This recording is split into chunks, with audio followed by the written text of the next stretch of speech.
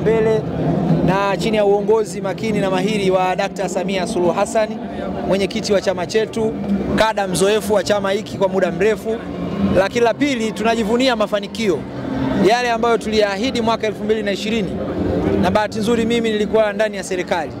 Najua nini ambacho kiliahidiwa na najua kwa viwango vya juu kabisa namna ambavyo ahadi zimetekelezwa.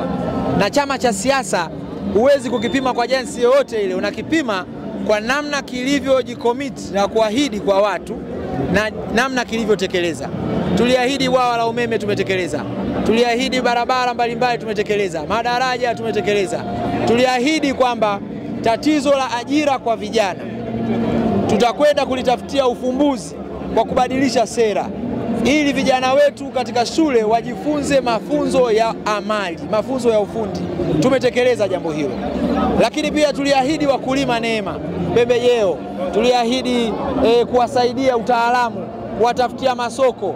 Nalo tumelitekeleza vizuri kupitia Wizara ya Kilimo chini ya Mheshimiwa Hussein Bashe. Na kwa mara ya kwanza korosho, mauzo ya korosho yamefika trilioni 1.5 kutoka bilioni 200 katika kipindi cha miaka 5 iliyopita. Kwa hiyo tunajivunia mafanikio haya chini ya dereva wetu makini Dr. Samia Suluhu Hassan. Ni imani yangu kwamba Watanzania watakwenda kusikia ilani mpya ambayo inakwenda kuzinduliwa.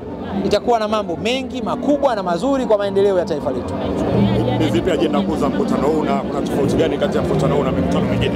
Mkutano ni mikutano na kila mkutano una ajenda zake, na ajenda kubwa za mkutano huu ni pamoja na mabadiliko madogo ya katiba, lakini ni mbili. Moja ni kusoma utekelezaji wa ilani kwa miaka 5. Tunakwenda kukamilisha kuwaambia Watanzania nini tumefanya kwa miaka 5 na wajumbe wa mkutano mkuu. La pili, tunakwenda kwenye uchaguzi, na uchaguzi tunachokwenda kuuza ni ilani. Kwa hiyo tunakwenda kuzindua ilani ya 2025-2030 ili ilani hii itumike kwenye uchaguzi mkuu wa mwaka 2025 kueleza dhamira yetu, nia yetu na makusudio yetu na nini tutafanya kwa Watanzania. Asante.